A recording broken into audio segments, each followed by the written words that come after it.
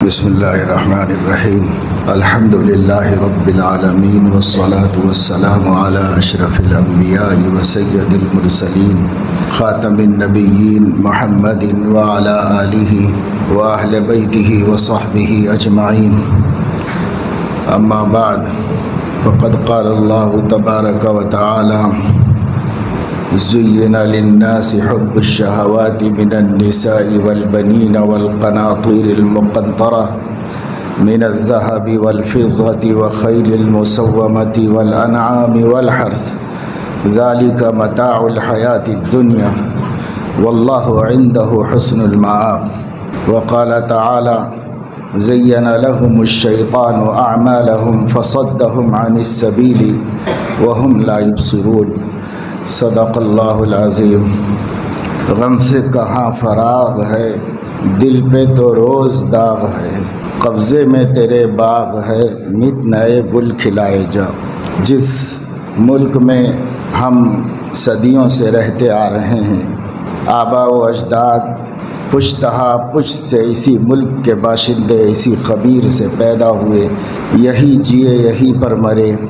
وہ ملک مسلمانوں کے لیے اب اجنبی ملک ہوتا جا رہا ہے، اور دن بدن نت نئے قسم کے فسادات، اوباش، بدماش، بے حیثیت لوگ جو دو کوڑی کی قیمت کے نہیں ہیں، نظم و نسق کا باغ ڈور ان کے ہاتھ میں گویا آ گیا ہے، وہ جو چاہیں کریں۔ ہر شریر، ہر فسادی حکمراں بن کر جی رہا ہے اور ملک میں امن و امان کو غارت کر رہا ہے۔ یہ صورتحال ہے۔ کسی زمانے میں بچپن میں ہم نے سنا تھا کہ ایک چور بار بار چوری کرنے کے جرم میں بادشاہ کی خدمت میں پیش کیا گیا، تو بادشاہ نے اس سے پوچھا کہ بھئی تجھے سزائیں ملی ہیں، تجھے ڈرایا دھمکایا گیا ہے، تجھے سکھایا گیا ہے، سمجھایا گیا ہے، آخر یہاں تک آنے کی نوبت کیوں آئی تجھ کو؟ تو اس نے جواب دیا کہ میں چاہتا تھا کہ کبھی بادشاہ کے دربار میں بھی پہنچوں، لیکن چونکہ کوئی خوبی نہیں تھی جس خوبی سے آپ تک پہنچ سکتا، تو میں نے اپنے اندر کوئی عیب پیدا کر لیا کہ اس عیب ہی سے پہنچ جاؤں آپ تک۔ تو سوچنے کے انداز مختلف ہوتے ہیں۔ آدمی بڑا بننے کے لیے بڑے بننے کی صلاحیتیں پیدا کر کے استعداد سے، صلاحیت سے، کمال سے اور اپنی خوبی سے بڑا بنتا ہے، لیکن جن کی سوچ چھوٹی ہوتی ہے، جن کے پیدائش اور جن کا بیک گراؤنڈ بہت محدود و مختصر ہوتا ہے، ان کی سوچ یہ کہتی ہے کہ بدنام ہوں گے تو کیا نام نہ ہوگا۔ بس وہ اس طریقے سے اپنے کو بڑا آدمی بنا لینا چاہتے ہیں۔ کوئی مناقب اور خوبیوں سے اپنا نام بناتا ہے اور کوئی معائب اور برائیوں سے اپنا نام بناتا ہے۔ اپنی اپنی سوچ ہوتی ہے۔ اس دنی، کمینی اور گری ہوئی سوچ والوں کو کچھ پولیٹیکل طاقت حاصل ہو گئی ہے۔ اس پولیٹیکل قوت کا نشے سے چور ہو کر وہ یہ سمجھ رہے ہیں کہ ہم پورے ملک کو فتح کریں گے اور ہم یہاں مسلمان کو چین سے رہنے نہیں دیں گے۔ یہ صورتحال آئے دن ہے، روز ہے، آپ دیکھ رہے ہیں اخبارات۔ کون سی بات ڈھکی چھپی ہوئی ہے؟ جو کچھ گروگرام میں ہوا ہے وہ تو کچھ بھی نہیں ہے۔ جو لوگ وہاں سے آئے ہیں جان بچا کر کے، وہ لوگوں سے معلوم کریں تو وہ اصل صورتحال دیکھ کے خوف زدہ ہو کے، گھبرا کے اپنے وطن لوٹ کے آگے۔ میڈیا اس کو چھپا رہا ہے، اور میڈیا جس چیز کو شو کرنا چاہتا ہے کرتا ہے، جس کو نہیں کرنا چاہتا نہیں کرتا ہے۔ یہ سب کچھ ہو رہا ہے۔ بعض ریاستوں میں ایسے گروہ تیار بیٹھے ہوئے ہیں، ٹرینڈ بیٹھے ہوئے ہیں، وہ کسی مناسب موقع کے منتظر ہیں کہ وہ اپنے ہونے کو جتا دیں، اور بعض جگہوں پر ان کو قوت طاقت ملنی شروع ہو گئی ہے تو وہ اپنی حیثیت بتا رہے ہیں، جو ان کی طبیعت ہے، جو ان کا مزاج ہے۔ اکثر اس میں وہ لوگ پائے جاتے ہیں جو ہندوستانی سماج اور ہندوستانی کلچر کی سوچ کے اعتبار سے، جس کو RSS بھارتیہ کلچر کہتا ہے، اس بھارتیہ کلچر کے اعتبار سے جو انسانوں میں شمار نہیں کیے جا سکتے ان سے کام لیا جا رہا ہے، انہیں ان چیزوں پہ کھڑا کر دیا گیا ہے۔ ہم تو انسان اور انسان میں کوئی فرق نہ ماضی میں کیے ہیں نہ اب کیے ہیں۔ ہمارے نبی صلی اللہ علیہ وسلم نے ارشاد فرمایا، الناس بنو آدم وآدم خلق من تراب۔ انسان چاہے کسی مذہب، دھرم، قوم، علاقے کا ہو، انسان ہے تو آدم کی اولاد ہے، اور آدم مٹی سے پیدا کیے گئے۔ بتانا یہ چاہا نبی نے کہ تم سب ایک ہی کنبہ ہو، سب انسان ایک ہی فیملی کے ممبرس ہیں، اور آپس میں امن جب ہو سکتا ہے جب تم مٹی کی طرح عاجز بن جاؤ، کیونکہ تمہاری سرشت اور فطرت اور جبلت اور پیدائش مٹی سے ہوئی ہے۔ آدم خلق من تراب، تو تم مٹی جیسے ہو جاؤ، عاجز بن جاؤ، تواضع پیدا کرو، ایک دوسرے کے سامنے جھکو، ایک دوسرے کا حق ادا کرو، تو یہ دنیا میں انسان امن و امان سے رہ سکتے ہیں، ورنہ انسان دنیا میں امن سے محروم ہو جائیں گے۔ جب کوئی کنٹری، کوئی ملک امن سے محروم ہو جائے تو اس میں کسی قسم کی ترقی نہیں ہو سکتی۔ کیا سمجھا جا رہا ہے کہ اس طرح ملک میں بدامنی کو پھیلا کر باقی لوگ خوشحال رہ جائیں گے؟ جن کے ہاتھوں میں تلوار ہے، جن کے ہاتھوں میں بندوق ہے، غیر قانونی تلوار، غیر قانونی بندوق، غیر قانونی ہتھیار، ان کو ان کے ہتھیار کے بارے میں کوئی پوچھنے والا ہی نہیں ہے، تو کیا وہ یہ سمجھ رہے ہیں کہ ان ہتھیاروں سے اور ان بندوقوں سے اور ان چیزوں سے وہ غالب آ جائیں گے اور وہ جو چاہ رہے ہیں وہ کر لیں گے، وہ دنیا میں امن سے رہ سکیں گے؟ کہا جاتا ہے دشمن کی کمزوری سے دھوکہ مت کھاؤ، دشمن کی کمزوری سے دھوکہ مت کھاؤ، اس واسطے کہ وہ کمزور بھی کسی وقت موقع دیکھ کر کے انتقام لے سکتا ہے، اس لیے کہ ایک دفعہ دل میں انتقام کی آگ جلتی ہے تو وہ بجھتی نہیں۔ انسانی فطرت ہے، حکمرانوں کو سوچنا چاہیے، سماجی خدمت گزاروں کو سوچنا چاہیے کہ وہ اس طرح اپنے مقاصد نہیں حاصل کر سکتے۔ مقاصد کو حاصل کرنے کے اور بھی اچھے ذریعے ہو سکتے ہیں، سمجھوتے ہو سکتے ہیں، بات چیت ہو سکتی ہے، لیکن یوں تو مقصد حاصل ہونے والے نہیں ہیں کہ آپ خامخواہی کوئی فتنہ کھڑا کر دیں، خامخواہی فساد کر دیں، بے قصوروں کی جان لے لیں، معصوموں کو خاک و خون میں تڑپنے پہ مجبور کر دیں۔ صدیق اکبر رضی اللہ تعالیٰ عنہ نے لشکر بھیجا دشمنان اسلام کا مقابلہ کرنے کے لیے۔ یہ بات دھیان میں رہنا چاہیے مسلمانوں کے کہ اسلام نے تلوار فساد کے مقابلے میں اٹھانے کی اجازت دی ہے۔ دعوت کے لیے تلوار اٹھانا اسلام میں جائز نہیں ہے، اور اگر تلوار کے بلبوتے پر کوئی مسلمان ہو جائے تو اسلام اس کو ایکسیپٹ بھی نہیں کرتا، اس اسلام کو قبول بھی نہیں کرتا، کیونکہ اسلام اور ایمان نام ہے اپنے دل کی خوشی سے قبول کرنے کا، زبردستی سے قبول کرنے کا نام ایمان نہیں ہے۔ اس لیے جب بھی اسلام نے تلوار اٹھائی فسادیوں کے فساد کو روکنے کے لیے اٹھائی۔ چنانچہ صدیق اکبر ایک لشکر بھیج رہے تھے، تو صدیق اکبر رضی اللہ تعالیٰ عنہ نے لشکر تیار ہونے کے بعد اپنے سامنے آنے کا حکم دیا، پھر ان کو وداعی خطاب فرمایا۔ وہ خطاب حدیث کی کتابوں میں محفوظ ہے۔ صدیق اکبر رضی اللہ تعالیٰ عنہ نے فرمایا، دیکھو فلاں جنگجو فتنہ انگیز قوم کا فتنہ فروغ کرنے کے لیے آپ لوگوں کو بھیجا جا رہا ہے۔ ہم کو کسی کا خون بہانا عزیز نہیں ہے، ہم کسی کے امن کو غارت کرنے والے نہیں ہیں، لیکن جو بدامنی کے ٹھیکیدار بنے ہوئے ہیں ان کی بدامنی دبانا ہے، فروغ کرنا ہے، غرور توڑنا ہے۔ اس لیے آپ لوگ جاؤ گے تو آپ کسی عورت پر اپنی تلوار نہیں اٹھاؤ گے، کسی بوڑھے پر اپنی تلوار نہیں اٹھاؤ گے، بچوں پر تلوار نہیں اٹھاؤ گے، جو گھروں میں بیٹھے ہوئے ہو ان پر نہیں اٹھاؤ گے، اور جو اپنے معبدوں میں شرک اور کفر میں مبتلا ہیں، اپنے مذہب کے مطابق پوجا پاٹ کچھ بھی کر رہے ہوں گے، جو اپنے معبدوں میں ہیں ان پر بھی تلوار نہیں اٹھاؤ گے،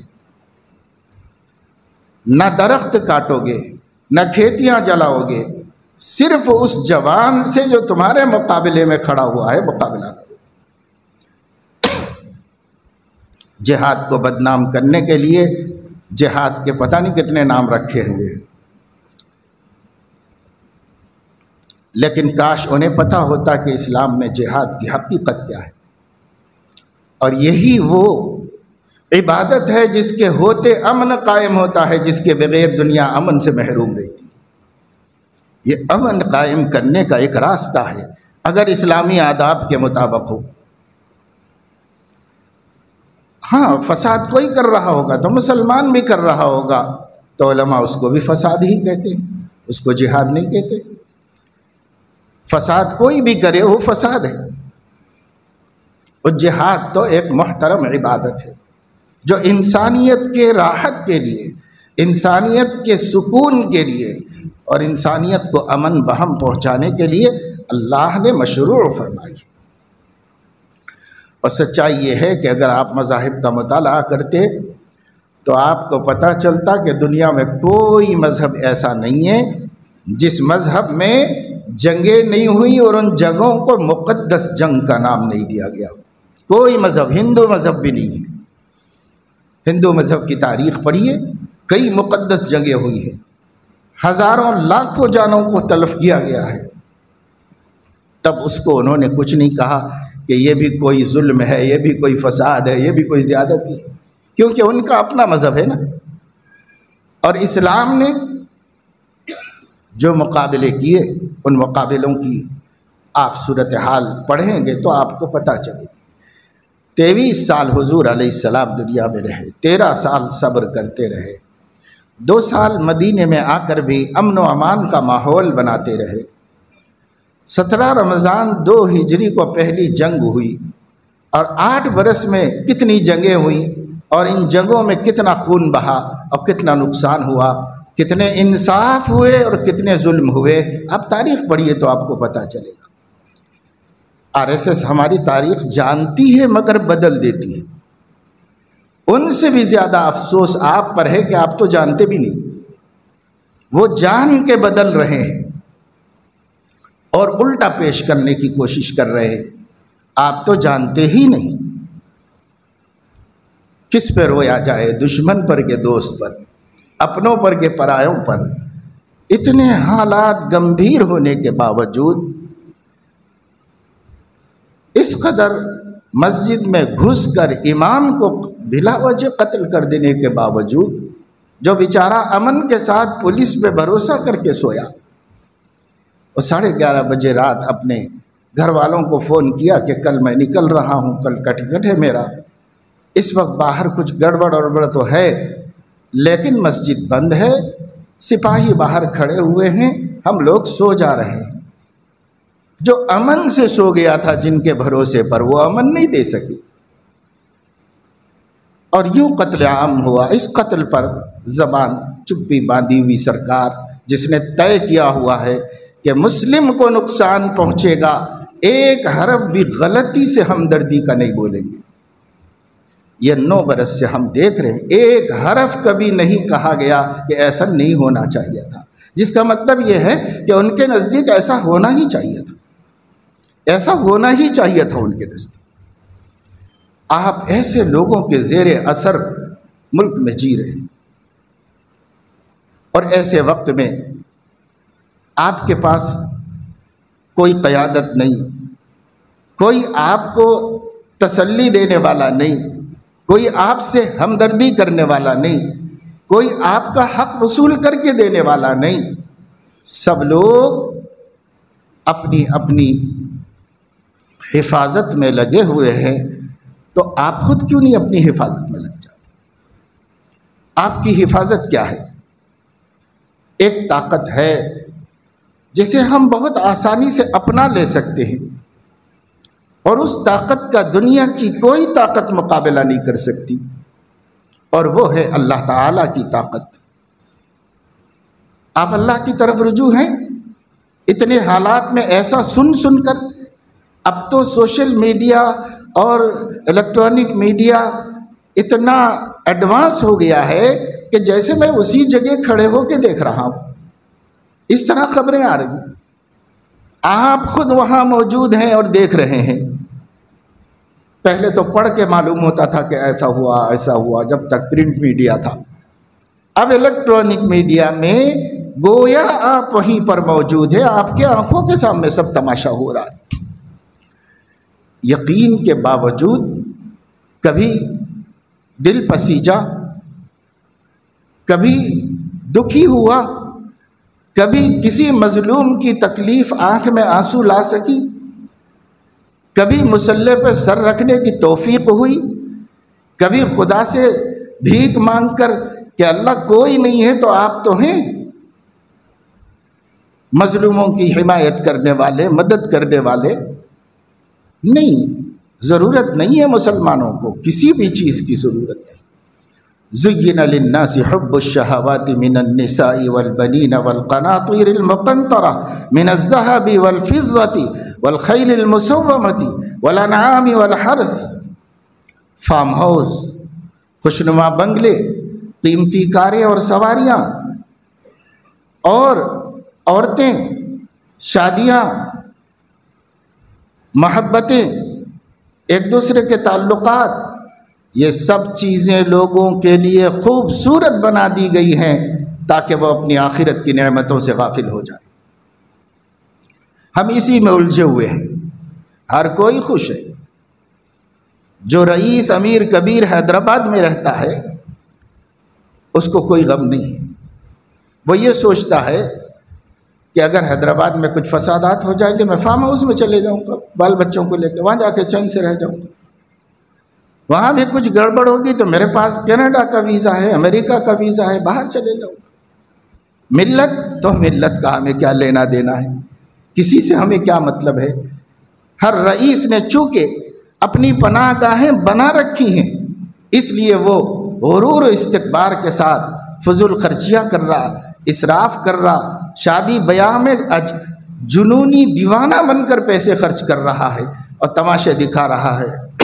اسے یہ یقین ہے میرے پاس بچنے کے راستے ہیں، میری جان کو کچھ نہیں ہونے والا ہے، میرے مال کو کچھ نہیں ہونے والا ہے، میرے بڑے بڑے لوگوں سے رسوخ ہے، بڑے بڑے لوگوں سے تعلقات ہیں۔ یہی جب چیزیں ہمیں دھوکہ دے کے رکھی۔ ذالک متاع الحیات الدنیا، یہ دنیا کی زندگی کے سامان ہیں۔ وما الحیات الدنیا الا متاع الغرور، اور دنیا میں جو کچھ ہے دھوکے کا سامان ہے، حقیقت کچھ نہیں، سب دھوکے کا سامان ہے۔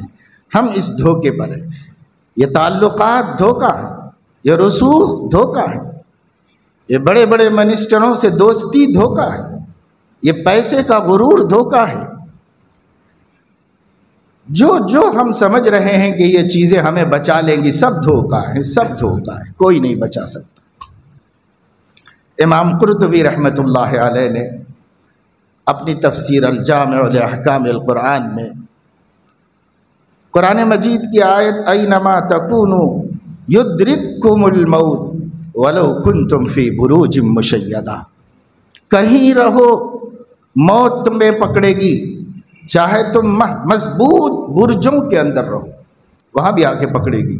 موت کو آنے کے لیے کوئی راستہ بند نہیں کر سکتا، موت کا گیٹ دروازہ کوئی نہیں بند کر سکتا، وہ آئے گی، کہیں بھی آئے گی۔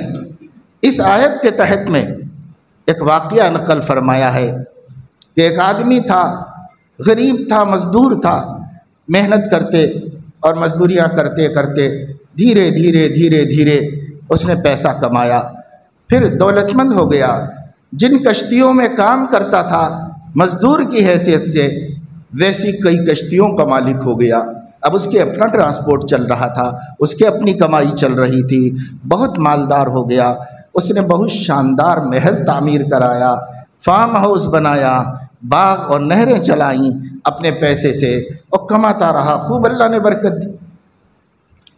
اب اس کو نکاح کرنا تھا تو اس نے نکاح کیا، یہ طے کیا کہ شہر کی سب سے حسین لڑکی سے نکاح کروں گا۔ پیسے کی کیا کمی ہے؟ کسی چیز کی کمی نہیں ہے میرے پاس، سب سے حسین لڑکی شہر میں جو ہوگی میں اس سے نکاح کروں گا۔ اس نے تلاش کروایا، اسے مل گئی ایسی لڑکی، اس سے نکاح بھی کر لیا، ہر تمنا پوری ہو گئی، جو چاہتا تھا سب ہوا۔ ایک اللہ والے بزرگ کہیں اس کو مل گئے تھے راستے میں، تو اس نے ان سے کچھ نصیحت چاہی کہ مجھے ہدایت دیجیے، کوئی بات بتائیے۔ پہلے لوگوں کا طریقہ تھا، اللہ کے نیک بندوں سے کچھ بات سننا چاہتے تھے۔ تو انہوں نے کہا کہ تو غریب تھا اور مالدار ہو گیا ہے، تو نے بہت بڑا محل بھی بنا لیا ہے، اور تو نے شہر کی سب سے حسین لڑکی سے شادی بھی کر لی ہے، تیرے پاس سیکورٹی ہے، تیرے پاس محافظین ہیں، سب کچھ ہے، لیکن اب اس کے بعد جو لڑکی سے تو نے نکاح کیا ہے 100 مردوں سے بدکاری کی ہوئی عورت ہے جس سے تو نے نکاح کیا ہے، اور تیری موت ایک مکڑی کے بدولت ہو جائے گی۔ ایسی کچھ پیشین گوئیاں، سب باتیں پچھلی اگلی، اللہ تعالیٰ کبھی کبھی کسی بندے کے دل میں ڈال دیتے ہیں حقائق کو۔ علم تو غیب کا اللہ کے علاوہ کسی کے پاس نہیں، لیکن اللہ اپنے بندوں کے دل میں ڈال دیتے ہیں کبھی کوئی بات۔ چنانچہ امام فرماتے ہیں کہ اس کو تعجب ہوا کہ یہ ہو ہی نہیں سکتا، میں تو ایک بہت بڑے معزز گھرانے کی بچی سے نکاح کیا ہوں، اور یہ ہے اور وہ ہے۔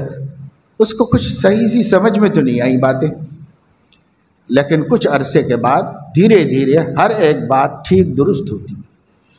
ایک دن اس کی بیوی نے بے تکلفی میں اس سے بتا دیا کہ میں اتنی حسین ہوں کہ محفوظ نہیں ہوں، کم از کم 100 لوگوں نے تجھ سے پہلے مجھ سے اپنی خواہش پوری کی۔ اس نے بتا دیا، وہ بات اس کو معلوم ہوئی، اس سے بڑی کھٹک، لیکن محبت ہو گئی تھی، بہرحال جی رہے تھے۔ ایک دن دونوں لیٹے ہوئے تھے مسیری پر، تو چھت پر ایک مکڑی نظر آئی۔ بیوی نے کہا کہ یہ مکڑی سے تمہاری موت آنے والی ہے۔ تو کہا یہ کیا مجھے مارے گی؟ اس نے گرایا اس کو، جب وہ نیچے گر گئی تو اپنی ایڑی سے رگڑ دیا کہ یہ مجھے کیا مارے گی، میں ہی سے مار دوں۔ لیکن وہ اتنی زہریلی مکڑی تھی کہ اس کی ایڑی میں زہر چڑھا، اور صبح ہوتے ہوتے ہوتے ہوتے پورے جسم میں پھیل کر اس کی جان جانے کا سبب بن گیا، اسی سے مر گیا اور جسم پورا سڑ گیا اس کا۔ امام قرطبی نے اس واقعے کو نقل کر کے فرمایا اینما تکونوا یدرککم الموت، کتنا انتظام کر لو، کتنا انتظام کر لو، بھائی موت تو آئے گی نا، کہیں بھی آئے گی، کسی کو بھی آئے گی۔ اندرا گاندھی پرائم منسٹر تھی اس ملک کی، اور کتنی سیکورٹی اس کو حاصل تھی، لیکن اسی کی سیکورٹی نے اس کو مار کے ختم کر دیا۔ اس کا بیٹا پرائم منسٹر تھا اس ملک کا، کتنا محفوظ رہا ہوگا، لیکن ایک بم بلاسٹ میں چیتھڑے اڑ گئے۔ آنکھوں کے سامنے دنیا میں مثالیں موجود ہیں، ملک میں موجود ہیں، شہر میں موجود ہیں۔ جب وقت آئے گا کوئی بچا نہیں سکے گا، بچانے والی ذات اللہ کی ہے۔ اگر ہم مسلمان اللہ کو بھی ناراض رکھیں گے تو پھر کون بچانے والا ہے، کون حفاظت کرنے والا ہے؟ اللہ کو تو خوش کرو بندو۔ ایسے حالات میں ہماری فضول خرچیاں ختم نہیں ہو رہی، ہماری بیکاریاں ختم نہیں ہو رہی۔ برا لگتا ہے آپ لوگوں کو، لیکن کتنے نوجوان ہیں جو 2 کوڑی نہیں کماتے، برسوں نکل جا رہے ہیں، برسوں نکل جا رہے ہیں۔ کوئی مسئلہ تھا، رات میں کسی نے کہیں سے مجھے فون کیا تھا، تو اس بات مجھے یاد آ گئی۔ تو گھر میں نا اتفاقیاں ہو رہی ہیں، تو پوچھا میں کہ آپ کے شوہر کرتے کیا ہیں؟ تو کچھ بھی نہیں کرتے۔ تو ارے بھائی کھاتے پیتے کہاں سے ہیں؟ تو کہا کہ نہیں وہی والد صاحب کا ہی کھاتے پیتے ہیں، والد صاحب کے۔ شادی تک کر لیا، کوئی ذریعہ نہیں، ایک خاتون نے فون کیا رو رو کر کے، پہلے بہت اچھا کماتے تھے، الحمدللہ بہت اچھی زندگی گزاری، اب ہمارے شوہر یہ کہہ رہے ہیں کہ میں کما کے تھک گیا، اب میں نہیں کما سکتا، اور کوئی بیمار نہیں ہے، کچھ نہیں ہے، تو جانا ہی نہیں چاہتے، کچھ کرنا ہی نہیں چاہتے۔ اب ہم لوگوں کے اخراجات، بچوں کے اخراجات جو جوڑ کے رکھا تھا دھیرے دھیرے ختم ہو رہا ہے، آگے ہمارے لیے اندھیرا ہے۔ اب میں سمجھاتی ہوں، وہ یہی کہتے ہیں کہ اب میں تھک گیا، اب نہیں کماؤں گا۔ یہ کہ ابھی تھک گیا تو کیسے؟ اللہ تو تھکنا تو اس دن ہے جس دن مرنا ہے، اس سے پہلے کیسے تھکنا ہے؟ مگر پتہ نہیں کیا ذہنوں میں آ گیا ہے مسلمانوں کے۔ کتنے مسلمان ہیں، یہ تو میں آپ کو ایک دو واقعات شادی شدہ لوگوں کے بتا دوں، ابھی جن کی نکاح نہیں ہوئے، 22 برس، 24 برس، 25 برس، 28 برس کے ہیں، بے روزگار ہیں، اس لیے شادیاں بھی نہیں ہو رہی۔ نوکری نہیں تو چھوکری کون دے گا؟ کیوں نہیں کر رہے بھائی؟ نہیں، یہ کون کریں گا، وہ کون کریں گا، میں کہا یہ دکھ رہا ہوں، میں کہا وہ دکھ رہا ہوں۔ بس اسی غرور نے، اسی نشے نے ہم لوگوں کو برباد کر دیا۔ ارے کچھ بھی ہوگا، گھر میں جھاڑو دے لی تھی اللہ کے نبی نے، امام الانبیاء نے، اور تو کون سا 30 مار خواہ ہے کہ یہ کام نہیں کر سکتا، وہ کام نہیں کر سکتا؟ حلال آمدنی ہے تو کر لو نا، پھر جب اچھی مل جائے نوکری اچھی والی کر لو۔ ایک صاحب بیٹے کو لے کے آئے، کہنے لگے کہ مولانا ذرا سمجھائیے، میرا ایک ہی بیٹا ہے، پیسہ تو اللہ نے بہت دیا، میں اس کو بولتا ہوں کہ پہلے چھوٹی دکان لگا کے کاروبار شروع کرو، پھر اچھا سیٹ اپ ہو جائے گا تو میں بہت بڑا کاروبار لگا کے دے دوں گا۔ تو بات تو سمجھ کے کہہ رہا ہے نا باپ، لیکن وہ نہیں ماننے کو، کہتا پہلے میرے کو شو روم ڈال کے دو۔ وہ بولا بھائی دیکھو دھوکہ ہو سکتا ہے تو چھوٹے میں ہو جائے گا نا، اپنا پیسہ سیف رہے گا، پھر جب ہم تجربہ کار ہو جائیں گے تو بڑا والا لگائیں گے۔ رسک کیوں لینا، اپنا پیسہ کیوں برباد کرنا؟ چھوٹی دکان بند ہو جائے گی تو 10-5 لاکھ کی بند ہو جائے گی، شو روم بند ہو جائے گا تو کروڑ 1.5 کروڑ کی بربادی ہو جائے گی۔ نہ سمجھنے کوئی نہیں، سننے کوئی نہیں۔ یہ ہے ان حالات میں ہم مسلمانوں کی صورتحال۔ پڑھنا لکھنا ہو گیا، وہ بھی بہت ہیں جو پڑھ لکھ کے بیکار ہیں، اور ان سے زیادہ وہ ہیں جنہوں نے پڑھا لکھا ہی نہیں ہے، پڑھنا لکھنا ہی چھوڑ دیا۔ بھائی ابھی بھی پڑھ سکتے ہو، اللہ عقل دے، شعور دے۔ کبھی کسی وجہ سے شیطان دھوکہ دیا، نفس کے بات میں آ گئے، دوستوں میں آ گئے، نہیں پڑھا تھا تو اوپن سے ڈگریاں نکالو نا، اب بھی تو موقع ہے، کسی عمر میں پڑھ سکتے ہو۔ ایک پڑھے لکھے آدمی کی زندگی میں، ایک ان پڑھ کی زندگی میں زمین آسمان کا فرق ہے۔ ان پڑھ کروڑ پتی ہوگا، پڑھا لکھا غریب محتاج ہوگا، عزت تو اسی کو حاصل ہے جو تعلیم یافتہ ہے۔ تو پڑھنا لکھنا بھی نہیں چاہتے مسلمان۔ تو حالات دیکھو ایسے ہیں، لوگوں کے ان مظالم کی خبریں سن سن کے دل دکھی ہوتا ہے، دن رات تکلیف میں، گھٹن میں کٹتے ہیں کہ کیا ہوگا، کدھر جا رہا ہے ملک، اور ملک میں انسانیت کو کس طرف لے جایا جا رہا ہے۔ انسانیت تو ایسا لگتا ہے کہ انسانیت سولی پہ چڑھا دی گئی۔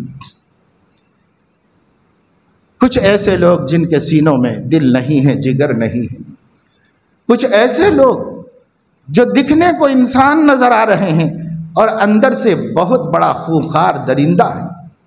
ان درندوں کو آزادی دے دی گئی ہے، ان درندوں کی پشت پناہی کی جا رہی ہے، ان درندوں کو انعام دیا جا رہا ہے ان کی خونخواری پر۔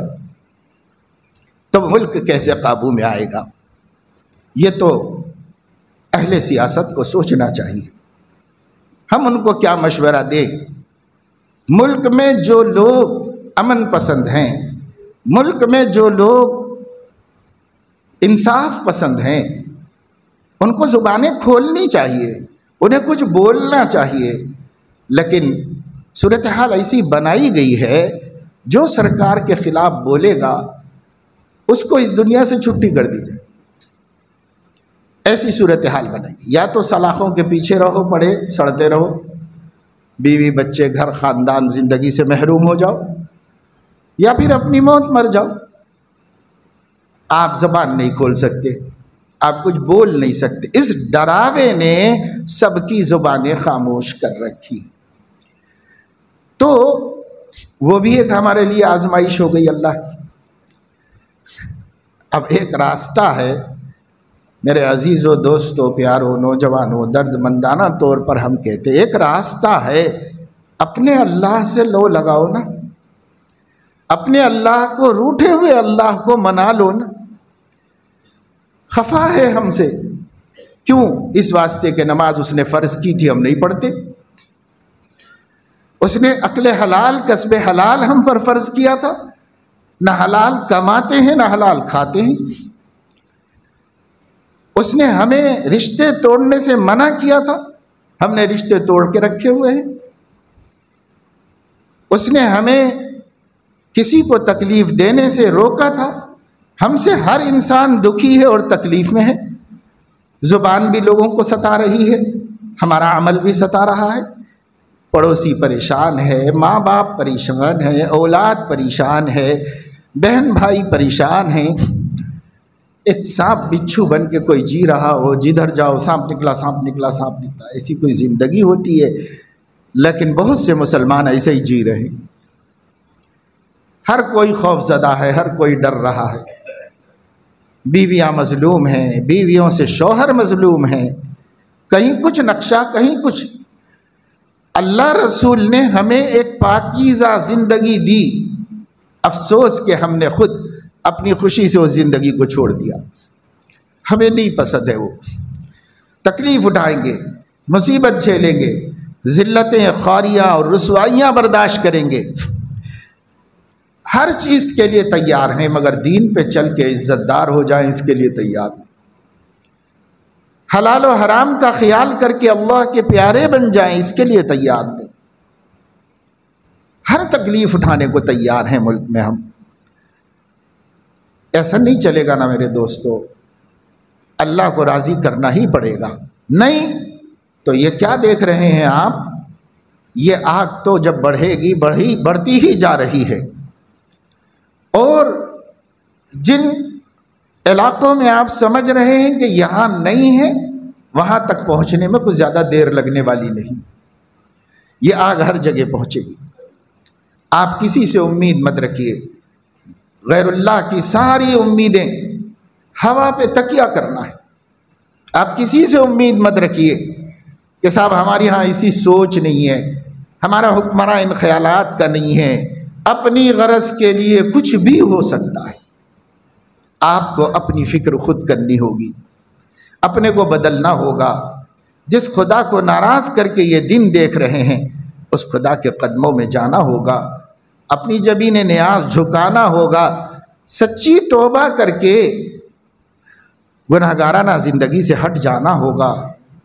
کیا کریں گے ان گناہوں کو لے کر جن سے نہ دنیا میں عزت ہے نہ آخرت؟ ہر گناہ دوزخ کا منظر ہے۔ چند لمحوں کے لیے چوری میں، حرام خوری میں، زناکاری میں لذت ہوگی، چند لمحوں کی، سیکنڈوں میں ختم ہو جائے گی۔ پھر ان چند لمحوں کی لذت کے بعد حسرت کے علاوہ کچھ نہیں۔ گناہ میں کوئی مزہ نہیں رکھا اللہ نے، اپنی نافرمانی میں کوئی لذت اللہ نے نہیں رکھی۔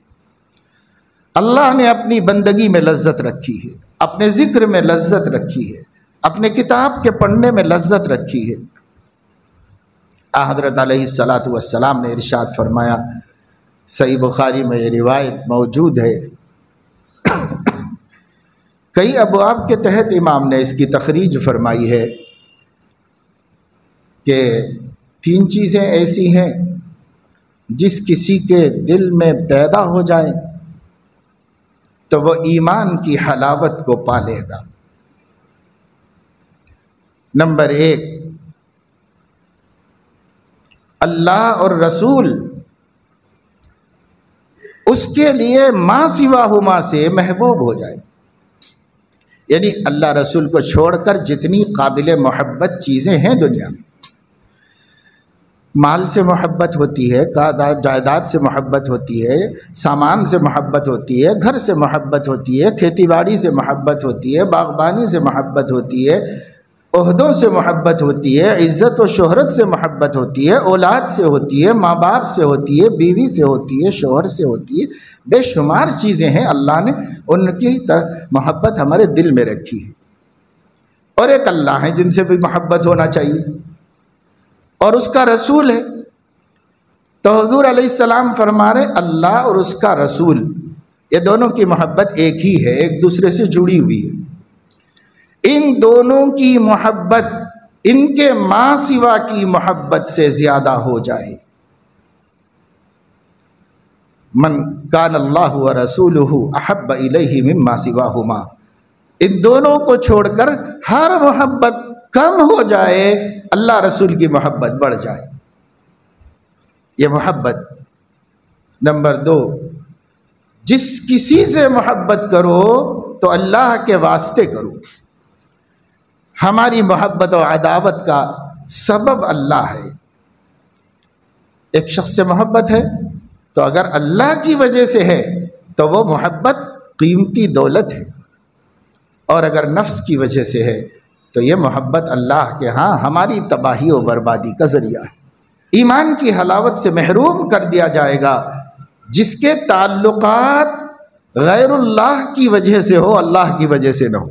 جس سے بھی محبت رکھو اللہ کے واسطے رکھو کہ اللہ خوش ہو جائے، اللہ خوش ہو جائے، اور کوئی مقصد نہیں، اللہ خوش ہو جائے، اس کے لیے محبت رکھو۔ نمبر 3، کفر کی طرف لوٹنا اتنا ناگوار ہو جائے ان یقذف فی النار، جیسے آگ میں ڈالا جانا۔ کہیں آگ دہکائی جا رہی ہو اور اس دہکتی آگ میں آپ کو ڈالنے کی بات کی جا رہی ہو، خدا نہ خواستہ، تو وہ جتنا ناگوار ہے کہ میں ایک زندہ انسان کو آگ میں ڈال دیا جائے، جتنا ناپسند یہ ہے اس سے بھی زیادہ ناپسند عود الی الکفر ہے۔ کفر کی طرف لوٹنا اس سے بھی زیادہ ناپسند۔ لڑ رہے بھیڑ رہے مسلمان، آپس میں کاہے کے لیے لڑ بھیڑ رہے ہیں؟ جب تک محبت اللہ کے لیے ہوگی، دشمنی اللہ کے لیے ہوگی، تو لڑنے بھیڑنے کی کیا ضرورت ہے؟ لیکن لڑ بھیڑ رہے، آئے دن دیکھو چھوٹی چھوٹی باتوں پر ہم آپس میں دست و گریباں ہیں، خاندان ٹوٹے ہوئے ہیں، بچے ماں باپ سے روٹھے ہوئے ہیں، ماں باپ نے بچوں کو آنکھ کر کے گھر سے نکالا ہوا ہے، اور اگر کھوجو تحقیق کرو تو اس میں اللہ کا کوئی ذکر ہی نہیں ہے، سب اپنی اپنی نفسانیت ہے، سب اپنی اپنی انا کا مسئلہ ہے، اور کچھ بھی نہیں۔ اللہ پاک کا اس میں کوئی ذکر مذاکرہ ہی نہیں ہے۔ اللہ نے تو اجازت دی تھی کیا اولاد کو آنکھ کرنے کی؟ اللہ نے اجازت دی تھی کیا ماں باپ کو تکلیف پہنچانے کی؟ شرک کے بعد سب سے بڑا گناہ نبی نے گنایا عاق الوالدین، حق تلفی کرنا ماں باپ کی، اتنا بڑا گناہ بتایا۔ تو ہے کیا اسلام میں؟ اسلام میں نہیں ہے، لیکن ہم کر رہے ہیں کہ نہیں کر رہے ہیں؟ ہم یہی کر رہے ہیں۔ ہم چھوٹی چھوٹی باتوں پر بضد ہیں، اصرار کر رہے ہیں، آپس کے مودت محبت کو ختم کر کے نفرت کی دیواریں مضبوط کر رہے ہیں۔ بھائی بھائی، بہن بہن، ماں باپ اولاد، اولاد ماں باپ، بیوی شوہر سے، شوہر بیوی سے ہر دن دور ہوتے جا رہے ہیں، دور ہوتے جا رہے ہیں۔ کائے کے واسطے بھائی؟ کتنے دن جینا ہے دنیا میں؟ ایک دن تو مر کے اللہ کے سامنے حاضر ہونا ہے۔ زندگی ہر خوشی کا گلا گھونٹ دے گی، موت زندگی کی ہر خوشی کا گلا گھونٹ دے گی، اور موت زندگی کی ہر تکلیف کا قلع کما کر دے گی۔ تکلیفیں بھی موت پہ ختم، خوشیاں بھی موت پہ ختم اس دنیا کی۔ اب جو خوشی و غم ہے وہ آخرت کے، یہاں کے سب ختم۔ جب موت ختم ہی کر دینے والی ہے تو کیوں نہ ہم ہی ختم کر دیں؟ ختم کر کے اللہ سے لو لگاؤ، کسی سے دوستی نہ دشمنی، حقوق ادا کرو سب کے، رشتہ داروں کے جتنے حق ادا کر دو، عام مسلمانوں کے جو حق ہیں ادا کرو، مسکرا کے ملو، سلام میں سبقت کرو، سلام کا جواب دو، آپس میں ایک دوسرے سے ملنا، مصافحہ کرنا، تصافحوا تحابوا، مصافحہ کرو، محبت بڑھے گی۔ حضرت علیہ السلام نے فرمایا کوئی شخص جنت میں جا نہیں سکتا جب تک کہ آپس میں محبت نہ رکھی، اور آپس میں محبت رکھ نہیں سکتا جب تک کہ سلام کو رواج نہ دے۔ افشوا السلام بینکم تحابوا، خوب ایک دوسرے کو سلام کرو، محبتیں بڑھے گی۔ آسان، بے خرچ محبت ہے، پیدا کر کے کوئی تجربہ کر کے دیکھے، جس سے طبیعت دور ہو گئی ہے، اکتا گئی ہے، یا وہ ہم سے دور ہو گیا ہے، سلام کرنا شروع کر دیجیے، دیکھیے محبت پیدا ہوگی کہ نہیں ہوگی۔ پہاڑ اپنی جگہ سے ٹلے یہ ممکن ہے، پر نبی کی بات غلط ہو جائے یہ ناممکن ہے۔ افشوا السلام بینکم تحابوا، سلام کو کثرت سے رواج دو، محبتیں پیدا ہوں گی۔ تصافحوا تحابوا، ایک دوسرے سے مصافحہ کرو، محبت بڑھے گی۔ اور ایک دوسرے کو اپنا کھانا کھلاؤ، محبت بڑھے گی۔ تو یہ وقت ایسا نہیں ہے میرے دوستو کہ غفلت میں گزارا جائے۔ اب بھی نہیں جاگیں گے ہم، ان حالات کو دیکھ کے بھی نہیں سنبھلیں گے۔ سنبھل جاؤ، اللہ کی طرف رجوع کر لو، اللہ سے معافی مانگ لے۔ ہم سب اللہ تعالیٰ سے کہیں کہ جو ہو گیا اللہ پاک آپ کی نعمتوں کے غرور میں ہو گیا، آپ نے حسن دیا، جمال دیا، صحت دی، جوانی دی، مال دیا، تو ہم آپ کے باغی بن گئے تھے۔ اب ہم اپنی غلطی پر نادم ہیں، شرمندہ ہیں۔ ہم آپ کے باغی نہیں بننا چاہتے، ہم آپ کے فرما بردار بندے بننا چاہتے ہیں، ہم آپ کو خوش کرنے والے بندے بننا چاہتے ہیں، ہم آپ کے نبی کے آنکھوں کی ٹھنڈک اور دلوں کی راحت بننا چاہتے ہیں۔ آپ ہمیں قبول کر لیجئے، ہمارا پچھلا معاف کر دیجئے۔ اللہ کو معاف کرنے میں پل جھپکنے کی دیر بھی نہیں، معاف کر دے گا، ہم اپنے عہد پہ قائم رہ جائیں۔ ان الذین قالوا ربنا اللہ ثم استقاموا، ثابت قدم رہ جاؤ عہد کے اوپر، نمازیں پابندی سے پڑھی جائیں، حرام کھانا چھوڑ دے، کسی کو ستانا اور دکھانا بند کر دے، رشتے ٹوٹے ہوئے ہیں تو جوڑ لیں، اور کسب حلال کی فکر میں لگ جائیں، اور کوئی مومن چھوٹا ہو بڑا ہو، مرد ہو یا عورت ہو، بیکار نہ رہے، مصروف رہے، کیونکہ بیکاری ہزار آفتوں کی ایک آفت ہے۔ اس لیے کوئی بیکار نہ رہے، کچھ نہ کچھ کرتا رہے۔ اپنے کو ضرورت نہیں، اللہ نے بہت دیا ہے، تو کسی دوسرے کی مدد کرنے کے لیے کماؤ، مگر کماؤ، خالی کوئی نہ رہے۔ آپ بہت سے لوگ ہیں جو لمبی لمبی نفلیں پڑھنے کو دین سمجھتے ہیں، اب پیسہ کمانے کو دین نہیں سمجھتے۔ پیسہ کمانا دین ہے بھائی۔ ایسے زمانے میں، جس زمانے میں پیسہ نہیں ہوگا تو ایمان بھی ہاتھ سے نکل جائے گا، تو اس ایمان کی حفاظت کرنے کے واسطے بھی پیسے ہی کی ضرورت پڑے گی، یہ ایمان بھی پیسے سے بچے گا۔ اس لیے حلال کماؤ، اللہ نے حلال کمانے کے رستے رکھے ہیں۔ روتے بیٹھنا وہ بیوہ کا کام ہوتا ہے، جس کا شوہر مر جاتا ہے تو بیچاری سوچتی ہے کہ بچے اپنا اپنا دیکھ لیں گے، شوہر تو رہے نہیں، میں اکیلی کیا کروں گی، کیسے کروں گی۔ لیکن پھر بھی سماج میں ہمارے سامنے ایسی مثالیں ہیں کہ اس دور میں بیوہ بھی روتے نہیں بیٹھی ہے، بلکہ حوصلہ مند ہو کر کھڑے ہو گئی ہے، بچوں کو پال رہی ہے، زندگی بنا رہی ہے، دوسروں کی محتاج نہیں ہے، کسی سے بھیک نہیں مانگ رہی ہے۔ ایسی مثالیں بھی موجود ہیں۔ اور جوان مرد ہے، باپ کا کھا رہا ہے، بھائی صاحب کا کھا رہا ہے۔ کیوں کھا رہا ہے بھائی باہر کما کما کے بھیج رہا، اس کے اپنے بچے بڑے ہو رہے، اس کے اپنے فیوچر کو وہ دیکھنا چاہ رہا، مگر اپنے گھر کے ہی ختم نہیں ہوتے قصے، تو کب اپنا فیوچر دیکھے گا؟ یہ ظلم ہے اپنے اوپر مہربانی کرنے والوں کے اوپر۔ انہوں نے تو مہربانی کی، اب آپ کو چاہیے تھا کہ میں جوان ہو گیا بھائی صاحب، اب آپ کی ضرورت نہیں، اللہ نے چاہا تو میں اب آپ کی اولاد کے لیے مدد کروں گا۔ یوں سمجھ کے کھڑے ہونا چاہیے۔ مسلمان کی شان یہ ہے، بیٹھے کھا رہے ہیں، عمریں نکل گئی، سفید بال سیاہ ہو گئے، سیاہ بال سفید ہو گئے، پھر بھی کھا رہے، دوسرے کا کھا رہے۔ کب تک دوسرے کا کھاؤ گے؟ بری بات ہے دوستو۔ حضرت علیہ السلام نے دوسرے پر ڈیپینڈ ہونے کو سب سے بڑی ذلت بتایا ہے۔ دوسرے پر ڈیپینڈ مت رہو، خود اپنے پیروں پہ کھڑو۔ ذلیل کیوں ہوتے ہو؟ ہم کسی کو دینے کے قابل ہوں، ہم کسی سے لینے کے قابل نہ ہوں۔ ایک آدمی آئے تو دے دیا، پھر آئے تو دے دیا، پھر آئے تو فرمایا نہیں ہے میرے پاس دینے کے لیے، واقعی نہیں ہے، اگر ہوتا تو دے دیتا میں، بیٹھو موقع ملے گا تو دے دیتا ہوں۔ پھر حضور علیہ السلام نے ان سے پوچھا گھر میں کچھ ہے تمہارے؟ تو انہوں نے کہا کہ گھر میں صرف چمڑے کا ایک ٹکڑا ہے جس کو ہم لوگ بچھا کے سو جاتے۔ تو فرمایا وہ لے کے آؤ، تو وہ گھر سے لے کے آئے۔ صحابہ جمع تھے تو فرمایا بھائی کوئی خریدے گا کیا؟ یہ کتنے میں خریدے گا؟ ایک صحابی نے کہا 1 درہم میں لے لیتا ہوں میں۔ کام کی چیز تھی، کسی کو بھی کام آ سکتی تھی، لیکن بے حیثیت تھی، پر صحابہ نبی کے منشا کو سمجھتے، میں 1 درہم میں خرید لیتا ہوں، کوئی زیادہ لگا سکتا ہے قیمت؟ تو ایک بندہ کھڑا ہوا، میں 2 درہم میں خرید لیتا ہوں۔ تو فرمایا اس کو بیچ دو۔ 2 درہم مل گئے۔ فرمایا 1 درہم سے جو خرید کے گھر میں 2 روٹی بن جائے، بچے کھا لیں، اور 1 درہم سے کلہاڑی خرید کے لے کے آؤ۔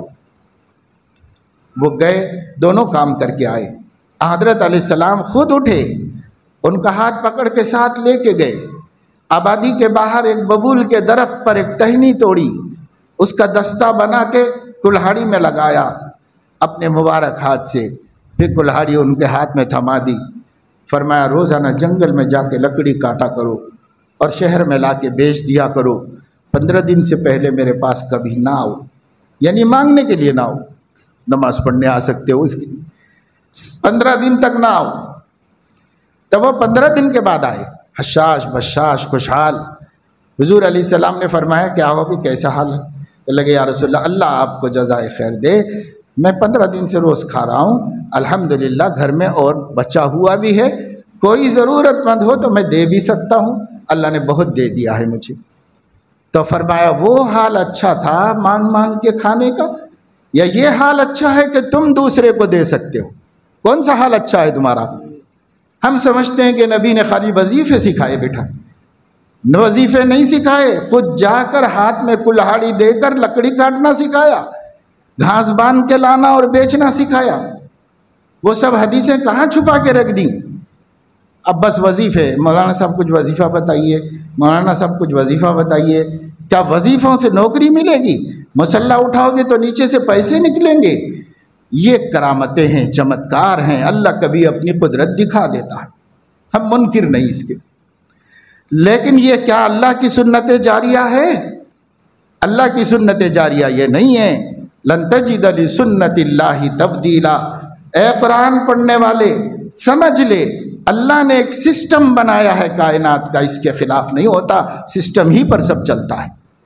یہ سسٹم ہے کہ تدبیر کرو گے تو روزی ملے گی، یہ سسٹم ہے کہ محنت کرو گے تو کچھ لاؤ گے پاؤ گے، تم سسٹم کی بغاوت کر کے کچھ بھی نہیں پا سکتے۔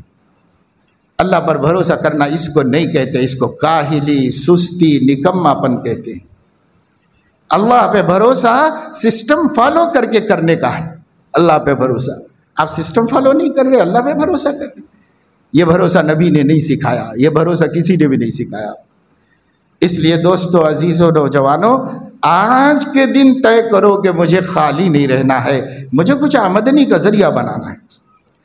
جو سا بھی ہو سکے بھائی، جو سا بنا لو، فی الحال بنا لو، پھر اس سے اچھا سوچتے رہو، اس سے بڑھیا سوچتے رہو، کوشش جاری رکھو، اللہ پہنچائے گا بلندیوں تک، لیکن خالی تو نہیں رہنا ہے، یہ تو طے کرو۔ پہلے لوگ کہتے تھے کہ دن بھر محنت کر کے کچھ نہ ملے، یہ بھی بہتر ہے بیکار رہنے سے، بیکاری سے بیگاری بہتر ہے۔ بیگاری کہتے ہیں، ظالم لوگ کام لے کے کچھ نہیں دیتے تھے، اس کو بیگاری کہتے، تو کہتے بیکاری سے تو بیگاری بہتر ہے کہ کام کرو اور کچھ نہ ملے، پھر بھی وہ کام کرنا تو بہتر ہے۔ ہم کاہل، سست، بیکار عہدی تو نہیں بنیں گے اگر ہم کام کرتے رہیں گے تو۔ اس لیے بھائی کام کرو اور اپنے بہنوں کی تربیت کرو، انہیں تعلیم دو۔ ہمارے وزیر اعظم کا ایک بیان گشت کر رہا ہے کہ وہ رکشا بندھن کے وقت میں اپنے کارکنوں کو نصیحت کیے ہیں، وصیت کیے ہیں کہ جاؤ اور مسلم بہنوں سے بنوا لو تاکہ ان کو سکون و اطمینان ہو جائے۔ ہمارے وزیر اعظم صاحب کو کبھی مسلم بھائی نہیں نظر آیا، ملک کے مسلم بھائی کبھی نظر نہیں آیا، مسلم اسٹوڈنٹ کبھی نظر نہیں آیا، مسلم بے روزگار کبھی دکھائی نہیں دیا۔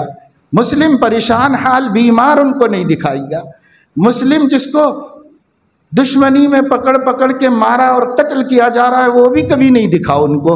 مسلم بہنیں دکھتی رہتی ہیں، ان کے لیے 3 طلاق کا مسئلہ، ان کے لیے یونیفارم سول کوڈ، جو بھی وہ فیصلہ لائیں گے پہلے بولیں گے مسلم عورتیں بہت مجبور ہیں، مسلم عورتوں کے لیے کیا جا رہا ہے، مسلم عورتوں کے لیے۔ تو مسلم عورت کے علاوہ کچھ نظر نہیں آیا ان کو، اور اپنی قوم کی عورتیں بھی نہیں دکھ رہی ہیں، صرف مسلم عورتیں نظر آ رہی۔ کاہے کے واسطے بھائی؟ کیا فلسفہ ہے، کیا آئیڈیالوجی ہے، ہماری سمجھ سے باہر ہے۔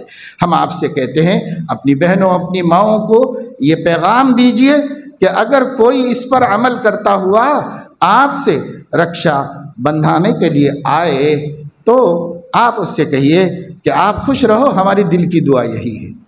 ہم ہر انسان کو، ہر انسانی بھائی کو خوش دیکھنا چاہتے ہیں۔ آپ بھی ہمارے بھائی ہیں، ہمارے نبی نے آپ کو بھائی بنایا ہے، آپ خوش رہو، ہماری دعا یہی ہے۔ لیکن آپ کے لیڈر کو یہ بات بتاؤ کہ ہم اس وقت تک خوش نہیں رہ سکتے جب تک کہ ہمارے مرد خوش نہیں۔ اگر ہمارے مرد خوش ہیں تو ہم خوش رہیں گے۔ ہمارے مردوں کو آفت میں مصیبت میں ڈال کر آپ ہم سے محبت کی بات کر کے ہمیں کیسے خوش کر سکتے ہو؟ ہم کیسے خوش ہوں گے؟ یہ جواب بھیجو۔ اگر کرتے ہیں ان کے لوگ اس پر عمل تو ان کے ساتھ جواب بھیجو اور ان سے کہو کہ آپ کے لیے تو ہمارے دل میں کوئی برائی نہیں، ہم ہر انسان کے خوش رہنے کی آرزو اور دعا کرتے رہتے ہیں، آپ کے لیے بھی دعا ہے، لیکن ہمارا پیغام پہنچاؤ۔ ہم خوش نہیں رہ سکتے جب تک ہمارا آدمی خوش نہیں ہے۔ میرا بیٹا خوش نہیں تو میں کیسے خوش رہوں؟ میرا شوہر خوش نہیں تو میں کیسے خوش رہوں؟ میرا باپ خوش نہیں تو کیسے خوش رہوں؟ میرا بھائی خوش نہیں تو میں کیسے خوش رہوں؟ ذرا ان کا بھی خیال فرمائیے۔ یہ پیغام واپس بھیجاؤ، اس لیے کہ اب ہم صرف سن رہے ہیں، بول رہے کچھ بھی نہیں، سب سنتے ہی جا رہے ہیں۔ اللہ کرم فرما دے، رحم فرما دے۔ اللہ پاک اس ملک میں ملت اسلامیہ کی حفاظت فرمائے۔ اللہ پاک مسلم حکمرانوں کو احساس نصیب فرمائے۔